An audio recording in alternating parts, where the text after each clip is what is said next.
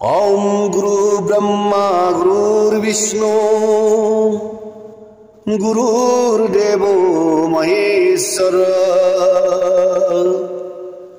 गुरु साक्षात् परम ब्रह्मा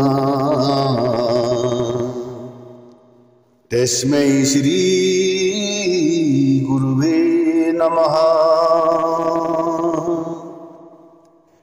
जय जयते সমূহ ভক্তপ্ৰাণ ৰাইজৰ শ্ৰীচৰণত সেৱা নিবেদিছোঁ।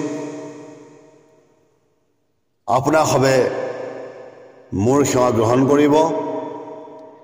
আজি আপোনালোকৰ মাজলৈ লৈ আহিছোঁ বৃহৎ শিৱ মহাপুৰাণৰ তত্ত্ব।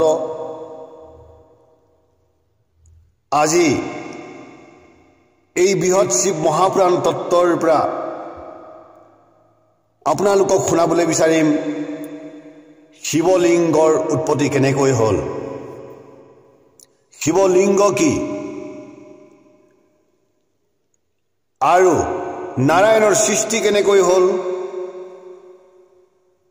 লগতে আমাৰ সনাতন ধৰ্মৰ প্ৰথম ধৰ্ম মহোৎসৱটো কি, এই বিষয়ে আপোনাক সবক আজি এই শিৱ মহাপুৰাণৰ পৰাই শুনোৱা হ'ব। আৰু এই শিৱ মহাপুৰাণৰ মহান যি তত্ত্ব মই আপোনালোকক প্ৰকাশ কৰিবলৈ গৈ আছোঁ, এই মহান তত্ত্ব লিংগ মহাপুৰাণতো আপোনালোকে পাব, ইস্কন পুৰাণতো পাব আৰু শিৱ মহাপুৰাণতো পাব। লগতে শিৱ শংকৰ মহাদেৱৰ যি মহান ৰহস্য, মহান লীলা আমাৰ সনাতন ধৰ্মৰ প্ৰতিখন গ্ৰন্থতেই আপোনালোকে চাবলৈ পাৰিব, শুনিবলৈ পাৰিব আৰু অধ্যয়ন কৰিবলৈ পাৰিব। এতিয়া আহক মই আপোনালোকক শুনাবলৈ গৈ আছোঁ বৃহৎ শিৱ মহাপুৰাণৰ তত্ত্ব। এদিনাখন নাৰদ মুনিয়ে বিশ্ব ব্ৰহ্মাণ্ডখন ভ্ৰমণ কৰি আছিল। বিশ্ব ব্ৰহ্মাণ্ড ভ্ৰমণ কৰোঁতে ঠায়ে ঠায়ে তেওঁ বহু কিছুমান শিৱলিংগ দেখা পালে। তেতিয়া নাৰদৰ মনত সংশয় জন্ম হ'ল যে এই শিৱলিংগ কি, শিৱ কোন, আজিলৈকেতো মোৰ পিতা ব্ৰহ্মাই কোৱাই নাই। গতিকে এই শিৱলিংগৰ বিষয়ে যদি মই জানিবলৈ ইচ্ছা কৰোঁ তেন্তে মই ক'লৈ যাব লাগিব, মোৰ পিতা প্ৰজাপতি ব্ৰহ্মাৰ ওচৰলৈ যাব লাগিব। এই বুলি নাৰদ মুনিয়ে কি কৰিলে, নিজৰ পিতা প্ৰজাপতি ব্ৰহ্মাৰ ওচৰলৈ গ'ল। প্ৰজাপতি ব্ৰহ্মাক নাৰদ মুনিয়ে কৈছে, হে ৰাম আপোনাৰ প্ৰসাদে উত্তম ভক্তি মাৰ্গ, বিষ্ণুৰ মাহাত্ম্য দুষ্কৰ তপ মাৰ্গ, ও ৰাম দান মাৰ্গ জ্ঞান মাৰ্গ তীৰ্থ মাৰ্গ যত, শ্ৰৱণ কৰিয়া জ্ঞান লভি যথা যথ। কিন্তু পিতা আমি শিৱ তত্ত্বেৰ কিছুই অৱগত নাহি হয়, সত্য কৰে কৈ, ঐ ৰাম যথাবিধি ক্ৰমে তাৰ পূজাৰ বিধান, আৰু সেই শম্ভুৰ অনন্ত উপাখ্যা, মহান চৰিত্ৰ তাৰ নাহি অৱগত, শেষ হ'ব আমাৰ পিতা বলিও নিশ্চিত। নাৰদ মুনিয়ে কৈছে যে হে পিতা, মই উত্তম ভক্তি মাৰ্গ আপোনাৰ পৰাই প্ৰাপ্ত কৰিলোঁ।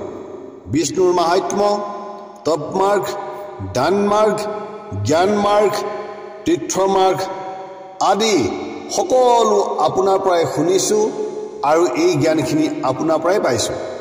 কিন্তু হে পিতা ব্ৰহ্মা, শিৱৰ মহান তত্ত্বৰ বিষয়ে কিন্তু মই আজিও অৱগত নহয়।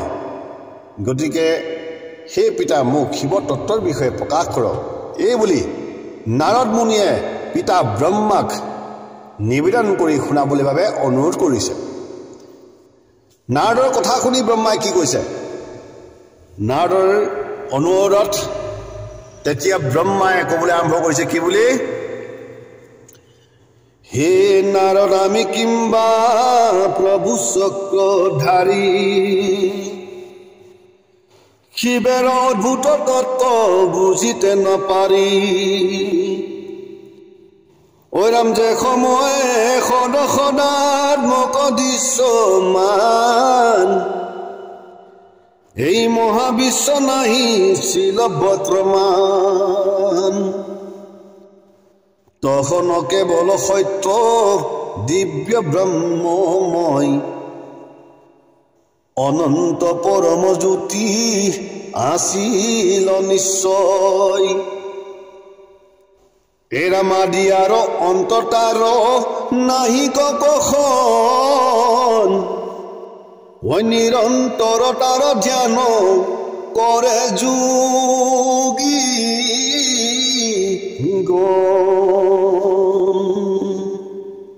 ব্ৰহ্মাই নাৰদ মুনি ক'লে, হে নাৰদ, মই আৰু লগতে বিষ্ণু নাৰায়ণ আৰু মই শিৱ তত্ত্বৰ বিষয়ে একোকেই নাজানো। শিৱৰ যিটো অদ্ভুত লীলা আমি বুজিব নোৱাৰোঁ। যেতিয়া এই বিশ্ব ব্ৰহ্মাণ্ড নাছিল, যেতিয়া ইয়াত কোনো নাছিল, চন্দ্ৰ সূৰ্য একো নাছিল, তেতিয়া কেৱল সেই স্বয়ং ভগৱন্ত শিৱহে আছিল। সেই শিৱ কি স্বৰূপত আছিল? দিব্য ব্ৰহ্মময় অনন্ত পৰম জ্যোতি স্বৰূপত তেওঁ কি আছিল? ইয়াত স্থিতি আছিল। তেওঁৰ বাহিৰে এই বিশ্বৰ ব্ৰহ্মাণ্ডত কোনো নাছিল, যাক আজিও যোগীগণে কি কৰে? ধ্যান কৰে, সেই জ্যোতিৰ্লিংগক ধ্যান কৰে। এনেদৰে ব্ৰহ্মাই নাৰদক প্ৰকাশ কৰিলে আৰু কি কৰে যে হে নাৰদ, সেই জ্যোতিৰূপী সেই পৰম ব্ৰহ্ম সেই পৰমাত্মাই প্ৰায় কি হৈছিল? সৰ্বপ্ৰথম প্ৰকৃতিৰ জন্ম হৈছিল। প্ৰকৃতিৰ লগতে এজন পুৰুষৰো কি হ'ল? জন্ম হ'ল। সেই পুৰুষ আৰু প্ৰকৃতি দুয়ো একেলগ হৈ সৃষ্টি কৰিবলৈ মন মেলিলে। যেতিয়া পুৰুষ প্ৰকৃতিয়ে একেলগ হৈ সৃষ্টি কৰিবলৈ বাবে মন মেলিলে, সেইখিনি সময়তেই আকাশবাণী হ'ল যে হে পুৰুষ প্ৰকৃতি, তোমালোকে ধ্যান কৰা। পুৰুষ প্ৰকৃতি এই জ্ঞানখিনি পাই দুয়োজনে ধ্যানত মগ্ন হ'ল। বহুকাল ধ্যান কৰি থকাৰ অৱস্থাত হঠাতে সেই পুৰুষ প্ৰকৃতিৰ শৰীৰৰ পৰা জল নিগৰিত হ'ল আৰু সেই জল প্ৰলয়ৰ দৰে হ'ল, এখন মহাসাগৰৰ দৰে হ'ল। সেই মহাসাগৰৰ দৰে সেই প্ৰলয়ৰ জলৰ মাজতে পুৰুষ প্ৰকৃতি কি হৈ পৰিলে? শয়ন হৈ পৰিলে। এতিয়া আমি যাক নাৰায়ণ আৰু নাৰায়ণী বুলি কওঁ, সেই নাৰায়ণ আৰু নাৰায়ণী অইন কোনো নহয়। কোন? সেই পুৰুষ আৰু প্ৰকৃতিকে নাৰায়ণ আৰু নাৰায়ণী বুলি কোৱা হয়। তেতিয়াহ'লে আপোনালোকে স্পষ্টকৈ জানি লওক যে নাৰায়ণ আৰু নাৰায়ণীক স্বৰ্জন কৰোঁতা সেই নিৰাকাৰ পৰম ব্ৰহ্ম জ্যোতি স্বৰূপ সদাশিৱ। সেই সদাশিৱই কি কৰিছে? সেই পুৰুষ প্ৰকৃতিক জন্ম দিছিল, বা সেই সদাশিৱৰ পৰাই পুৰুষ প্ৰকৃতিৰ কি হৈছিল? উৎপত্তি হৈছিল। এতিয়া পুৰুষ প্ৰকৃতি কি হৈ গ'ল? সেই জলৰ মাজতে শয়ন কৰিলে। সেইকাৰণে কি বুলি কোৱা হয়? পুৰুষ প্ৰকৃতিক নাৰায়ণ আৰু নাৰায়ণী বুলি কোৱা হয়। আমাৰ শিৱ মহাপুৰাণত স্পষ্ট হিচাপে এইদৰে প্ৰকাশ কৰিছে, শুনিব। এৰাম পুৰুষ প্ৰকৃতি পৰে প্ৰীতি সহকাৰে শয়ন নকৰে ৰজলে বহুকাল ধৰে এৰাম জল অৰ্থে নাৰ হয় কৰ শ্ৰৱণ সেই পুৰুষেৰ নাম তাই নাৰায়ণ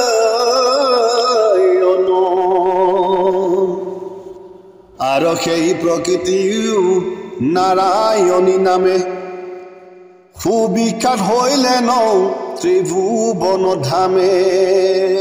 এতিয়া আপোনালোকে স্পষ্ট হ'ল নিশ্চয় যে নাৰৰ অৰ্থ হৈছে জল, আৰু সেই জলত শয়ন কৰাৰ বাবেই সেই পুৰুষৰ নাম পৰিলে নাৰায়ণ আৰু প্ৰকৃতিৰ নাম পৰিলে নাৰায়ণী। গতিকে আপোনালোকে স্পষ্ট হৈ লওক যে যি আমি সৃষ্টিকৰ নাৰায়ণৰ কথা কওঁ, সেই সৃষ্টিকৰ নাৰায়ণৰ বা সেই নাৰায়ণীৰ পূৰ্বৰ নাম কি আছিল? পুৰুষ প্ৰকৃতি আছিল, আৰু সেই পুৰুষ প্ৰকৃতিকেই নাৰায়ণ আৰু নাৰায়ণী বুলি কোৱা হয়। সেই নাৰায়ণৰ নাভি কমলৰ পৰা কি হ'ল? এটি কমল ফুলৰ পদুম ফুলৰ কি হ'ল? জন্ম হ'ল, আৰু সেই পদুম ফুলৰ মধ্যতেই মোৰ কি হ'ল? সৃষ্টি হ'ল বুলি ব্ৰহ্মাই প্ৰকাশ কৰিছে। ব্ৰহ্মাই কি কৈছে? যে সেই কমল ফুলতেই মোৰ কি হৈছিল? সৃষ্টি হৈছিল। আৰু যেতিয়া মই সেই কমল ফুলত সৃষ্টি হ'লোঁ, সৃষ্টি হৈ চাৰিওফালে মই চকু ফুৰাই চাওঁ, মই কাকোৱে দেখা নাপালোঁ। কিন্তু বহু সময়ৰ পিছত এজন পুৰুষৰ তাত স্থিতি হ'ল, যাক আমি বিষ্ণু বুলি সদায় সম্বোধন কৰি আহিছোঁ। আৰু সেই বিষ্ণুক মই প্ৰশ্ন কৰিলোঁ যে আপুনি কোন? তেতিয়া বিষ্ণুৱে মোক ক'লে যে হে ব্ৰহ্মা, মই হ'লোঁ সৃষ্টিকৰ, মই হ'লোঁ জগতৰ ঈশ্বৰ, আৰু মই তোমাৰ জন্মদাতা। কিন্তু বিষ্ণুৰ বাক্যত মই বিশ্বাস নকৰিলোঁ, আৰু নকৰাৰ বাবে সেই বিষ্ণু আৰু মোৰ মাজত বাকযুদ্ধ হ'ল। বাকযুদ্ধ হওঁতে হওঁতে হওঁতে হওঁতে আমি দুইজনে কি হৈ পৰিলোঁ? ক্ৰোধিত হৈ পৰিলোঁ। ক্ৰোধিত হৈ পৰাৰ বাবেই সেই আমাৰ বিবাদ সমাপন কৰিবলৈ বাবে আৰু আমাক সেই মহান তত্ত্বজ্ঞান প্ৰদান কৰিবলৈ বাবে পৰম সেই জ্যোতিস্বৰূপ শিৱশংকৰ মহাদেৱে পুনৰ আমাৰ মধ্যত কি হৈ গ'ল? জ্যোতিৰ্লিং স্বৰূপে কি হৈ গ'ল? স্থিতি হৈ গ'ল। এতিয়া জ্যোতিৰ্লিং বুলি পেলাই কওঁতে আমি কি বুজিব লাগিব? অগ্নি স্তম্ভ, সহস্ৰ সহস্ৰ জ্বালামুখীৰ দৰে বা সহস্ৰ সহস্ৰ জ্বালামুখীযুক্ত অগ্নি স্তম্ভৰ দৰে অনন্ত অনাদি জ্যোতিস্বৰূপ। সেই জ্যোতিস্বৰূপে কি বুলি কৈছে? শিৱলিংগ বুলি কৈছে। আমাৰ ইস্কন পুৰাণ, লিংগ পুৰাণ, শিৱ মহাপুৰাণত এটা সুন্দৰ শ্লোক আপোনালোকে পাব। সেই শ্লোকটো হৈছে জ্বালামালা সহস্ৰাদ্যম কালা নল চতুত্বমম সেই বিদ্ৰি বিনিৰ্মুক্ত মাদ্দিত মধ্য বৰ্জিতম। অৰ্থাৎ সহস্ৰ সহস্ৰ জ্বালামুখীযুক্ত অগ্নি স্তম্ভকেই কি বুলি কৈছে? শিৱলিংগ বুলি কৈছে বা জ্যোতিৰ্লিংগ বুলি কৈছে। কিন্তু আমাৰ মানৱ সমাজত একাংশ লোকে কি বুলি প্ৰকাশ কৰে? যে শিৱলিংগ মনুষ্যৰ গুপ্তাংগ। এনেদৰে প্ৰচাৰ কৰি তেওঁলোকে কি কৰিছে? শিৱ ভক্তিৰ পৰা মনুষ্যক বঞ্চিত কৰিছে, আৰু শিৱক তুচ্ছ কৰিছে, আৰু সনাতন ধৰ্মৰ বিপথে পৰিচালিত কৰিছে। গতিকে আপোনালোকে স্পষ্ট জানি ল'ব যে শিৱলিংগ কোনো গুপ্তাংগ নহয়। আমাৰ সনাতন ধৰ্মৰ শাস্ত্ৰত প্ৰমাণিত তথ্যৰ মতে শিৱলিংগ হৈছে এটা জ্যোতিৰ্লিংগ, আৰু সেই জ্যোতিৰ্লিংগক কি বুলি কৈছে?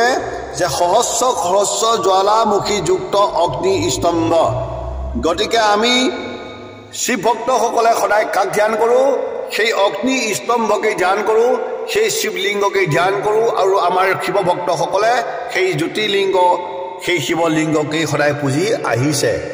গতিকে যিসকল অজ্ঞই এই মহান ৰহস্য তত্ত্বক নাজানে, তেওঁলোকে নিজৰ ধৰ্ম গ্ৰন্থসমূহক ভালকৈ পঢ়ি কৰি এই মহান তত্ত্বখিনিক জানি লোৱাটো বেছি ভাল হ'ব। তেতিয়া ব্ৰহ্মাই কৈছে নাৰদক যে হে নাৰদ, ইয়াৰ পিছত মই আৰু বিষ্ণুৱে সেই জ্যোতিৰ্লিংগৰ মহান তত্ত্ব খোজ কৰিবলৈ বাবে মই হংস ৰূপ ধাৰণ কৰিলোঁ, আৰু বিষ্ণুৱে বৰাহ ৰূপ ধাৰণ কৰিলে। তো হংসৰূপে আৰু বৰাহৰূপে দুয়োজনে কি কৰিলোঁ? অৰ্ধে ঊৰ্ধে গতি কৰিলোঁ। গতি কৰি সেই শিৱলিংগৰ মহান তত্ত্বক আমি খোজ কৰিবলৈ যাত্ৰা কৰিলোঁ। কিন্তু বহু ঘূৰি ঘূৰিও আমি দুইজনে সেই মহান শিৱৰ জ্যোতিৰ্লিংগৰ মহান তত্ত্বক আমি খোজ কৰিব নোৱাৰিলোঁ। নোৱাৰাৰ পিছত আমি কি কৰিলোঁ, দুইজনে আকৌ উভতি আহিলোঁ। উভতি আহি সেই জ্যোতিৰ্লিংগ স্বৰূপ পৰমাত্মা সদাশিৱক আমি কি কৰিলোঁ, ধ্যান কৰি প্ৰণাম সেৱা জনালোঁ আৰু ক'লোঁ যে হে প্ৰভু, আপুনি আমাৰ সৃষ্টিকৰ, আপুনি আমাক দৰ্শন দিয়ক। তেতিয়া পৰম ঈশ্বৰ সেই পৰম ভগৱন্ত শিৱই ওম ওংকাৰ কৰি আমাৰ সন্মুখত উপস্থিত হ'ল। যেতিয়া আমাৰ সন্মুখত উপস্থিত হৈছিল তেতিয়া তেওঁৰ স্বৰূপটো কি আছিল, পঞ্চানন স্বৰূপ। আমাৰ শিৱলিংগ মহাপুৰাণত সুন্দৰ হিচাপে প্ৰকাশ কৰিছে, এ ৰাম আৰু এক বিস্ময় ঘটিল অতঃপৰ, যাহা আমাদেৰ হইল নয়ন গোচৰ। ওই ৰাম সেই মূৰ্তি পঞ্চমুখ 10 বাহুধৰ, কৰ্পূৰেৰ মত গৌৰ বিচিত্ৰ সুন্দৰ। অৰ্থাৎ নিয়াকাৰ পৰম ব্ৰহ্ম সেই সদাশিৱ সৰ্বপ্ৰথম জ্যোতিৰ্লিংগলৈ ৰূপান্তৰিত হ'ল আৰু জ্যোতিৰ্লিংগৰ পৰা পুনৰ তেওঁ স্বৰূপলৈ ৰূপান্তৰিত হৈছে। কেনেকৈ, পঞ্চমুখ 5খন মুখ আৰু 10টা বাহু, পঞ্চমুখ আৰু 10টা বাহু, কৰ্পূৰ বৰণৰ আৰু বিচিত্ৰ সুন্দৰ বৰণৰ তেওঁ কি হ'ল, স্বৰূপে ব্ৰহ্মা বিষ্ণুৰ সন্মুখত উপস্থিত হ'ল। তেতিয়া মই আৰু বিষ্ণু ভগৱন্তই দুজনে কি কৰিছোঁ, সেই শিৱ শংকৰক সেৱা প্ৰাৰ্থনা জনাইছোঁ বুলি ব্ৰহ্মাই কি কৰিছে, প্ৰকাশ কৰিছে। কাৰ ওচৰত, নাৰদৰ ওচৰত। এনেকৈ শিৱক স্তুতি নতি কৰাৰ পিছত শিৱ শংকৰ মহাদেৱে ব্ৰহ্মা বিষ্ণুক বহু জ্ঞান তত্ত্ব প্ৰদান কৰিছিল আৰু ব্ৰহ্মাক সৃষ্টিকৰ হিচাপে দায়িত্বভাৰ প্ৰদান কৰিছিল আৰু বিষ্ণুক পালনহাৰ ৰূপে দায়িত্ব প্ৰদান কৰিছিল।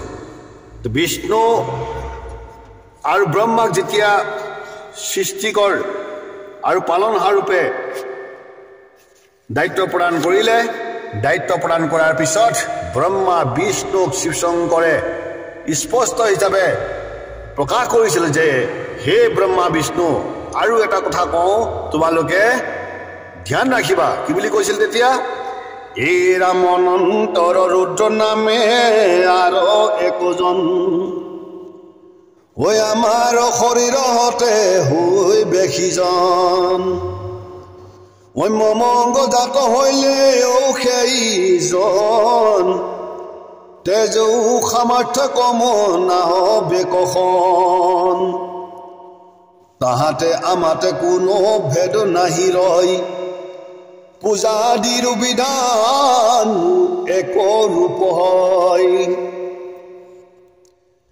এরাম নির্গুণ হলেও আমি সংযোগ বশত, আমার বন্ধন নাই জানিবে নিশ্চিত,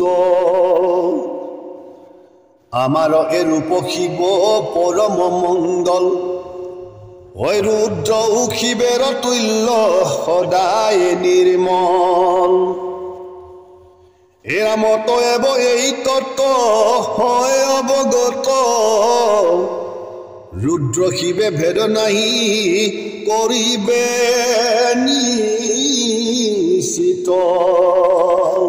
সুন্দৰ হিচাপে শিৱ শংকৰে ব্ৰহ্মা বিষ্ণুক বুজাই ক'লে যে হে ব্ৰহ্মা বিষ্ণু, তোমালোক দুইজন সৃষ্টিকৰ আৰু পালনহাৰ হয়, কিন্তু মোৰ অংশ আৰু মই নিজৰ ইচ্ছামতেই হৰ ৰূপে জন্মগ্ৰহণ কৰিম।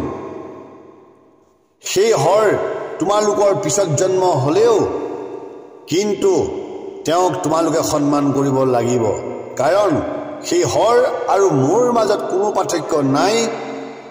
হৰ আৰু শিৱৰ মাজত যিয়ে ভেদ কৰিব সেইজনে হ'ব অপৰাধী। গতিকে অত হ'ব এই তত্ত্ব হয় অৱগত, ৰুদ্ৰ শিৱে ভেদ নাহি কৰিবে নিশ্চিত। গতিকে এই মহান তত্ত্বক জানি হে ব্ৰহ্মা বিষ্ণু, ৰুদ্ৰ আৰু শিৱৰ মাজত কোনো যাতে পাৰ্থক্য নকৰা এই কথাখিনি তোমালোকক প্ৰদান কৰিলোঁ। এনেদৰে ব্ৰহ্মা বিষ্ণুক বেদৰ জ্ঞান, গীতাৰ জ্ঞান, মহান তত্ত্বৰ জ্ঞান সকলো ব্ৰহ্মা বিষ্ণু কি কৰিলে? শিৱই প্ৰদান কৰিলে।